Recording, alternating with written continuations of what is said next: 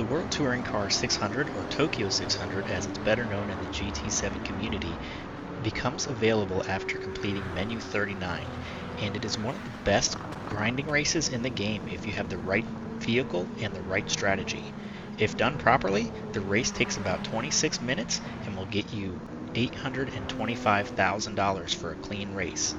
That can be quite challenging on this course, so we're going to take a look at the top 5 cars as well as 4 strategies that can be used to get ahead of the competition cleanly without too much trouble.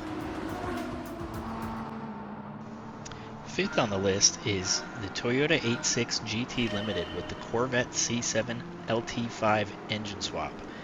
The V8 86 is way overpowered, so you'll end up wanting to use a technique that is similar to something that you may find in the hybrid community known as hypermiling. To start, we have the transmission set all the way out to 500 kilometers per hour to absorb some of the engine's 840 foot-pounds of torque. We're also going to stay in the high gears on the transmission and set the fuel map to 6. Even with these settings, the car will slip like a fawn on ice skates if you get too aggressive with the throttle. Now, something about this Tokyo 600 race is the weather is always the same. The track starts out wet, and by lap 4 it's pretty well dried out, but it'll still take around 2 more laps for the edges to be dry as well. Because of that, I ended up staying in 6th gear for the first 4 laps. I also intentionally stayed behind the pack on the first lap just to give them enough space to make sure I could get a clean race. After the first lap, I would pass on the front stretch, but then look for a pocket to sit in between spaced out AI cars in order to give myself plenty of room for the back stretch, and then I would not try to pass at all on the wet track. After lap 4, I would still only use gears 4 through 6, and that was mainly to conserve fuel. If you do this right, you won't need to stop at all for fuel during this race, but it's pretty close, so you want to make sure you're mindful of it. On the back stretch, I would switch into 6th gear anytime I got to 200 kilometers per hour, and then on the front stretch, I would stay in 5th until I hit 330, and then drop into 6th gear, which would actually slow the car down due to the aggressive gear ratio.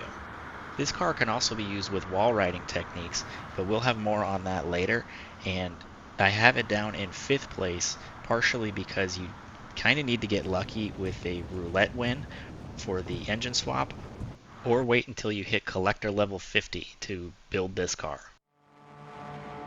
Coming in at 4th place is the Escudo Pikes Peak Hill Climb car. This car has been a part of Gran Turismo since Gran Turismo 2, and the Escudo's performance points initially are very high, so they end up getting crushed down to qualify into this race by installing comfort medium tires. This also hurts the car's ability to grip and turn, so the win is achieved by using a wall ride technique. This style of driving isn't for everyone, and it can be difficult to pull off a clean race while using it.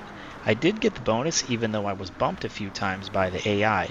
I believe the game allows the AI to run into you and lets you keep the clean race bonus, but it's difficult to tell for sure, and it's kind of risky letting them hit you because if it chooses the other route, then you end up losing a pretty good chunk of change. The Escudo rotates in and out of legendary motors, so be on the lookout for it. If you're below collector level 50 and find this course too challenging, this may be the best technique for you. I'm not much of a fan of this style of driving, but I did find myself enjoying it while making the video. Linking the wall slides together gave me flashbacks of playing Tony Hawk Pro Skater. Sometimes it's just good to lighten up and have some fun. This is a quick and easy way to end up winning the race, and just make sure you're giving the AI plenty of space, and no engine swaps are required. So, like I said, if you're below collector level 50, this is a good option.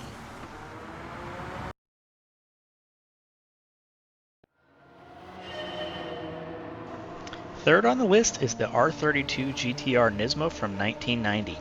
The all-wheel drive system makes this car very stable and gives you a solid amount of grip, even with the sports hard tires.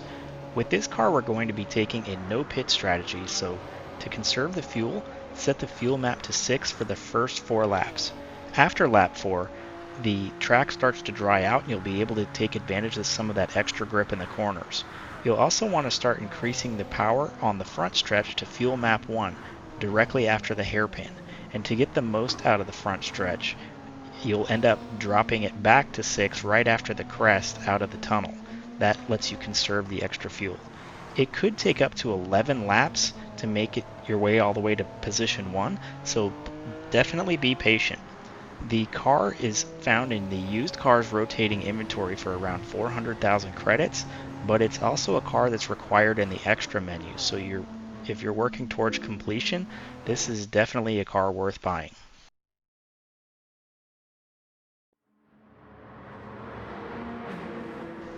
Our runner-up on the list utilizes a fourth strategy to win. This is the K20 swapped 91 Honda Beat. This is a mid-engine K car, so it's small and very twitchy. Being a K car, it's possible to fully build the race car with race compound tires and still stay under 600 performance points. In contrast to the prior strategies, we're going to end up pitting twice. Start with intermediate compound tires and set traction control to 5 and the fuel map to 6. The Beat will absolutely destroy the rear intermediate tires, so we're actually using the fuel map to pull power from the engine in order to preserve the rear tires. We're going to end up pitting on lap 2, sticking with intermediate tires, and then pitting again on lap 4, this time swapping to hard race tires. The first 4 laps are all about waiting for the track to dry out so we can unleash the power of the K20. In order to maintain the clean race bonus, do not pass on the backstretch on the first 5 laps.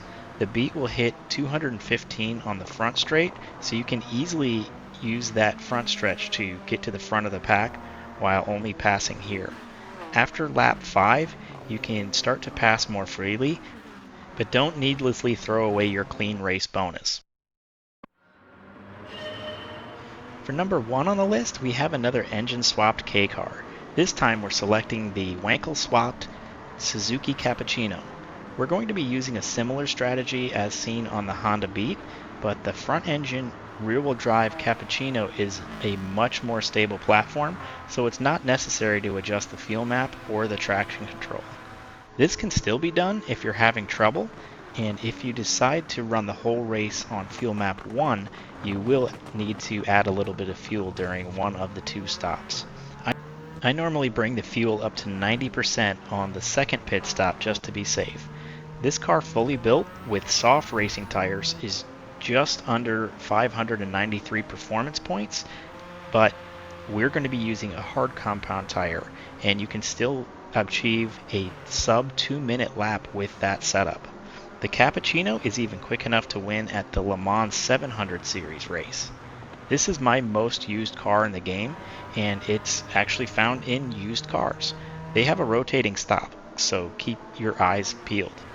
If you don't have the engine swap as one of the prizes won in roulette, it can be purchased, but you need to be collector level 50. In my opinion, this is a must-own car. Thank you so much for watching, and please like and subscribe if you enjoyed the content.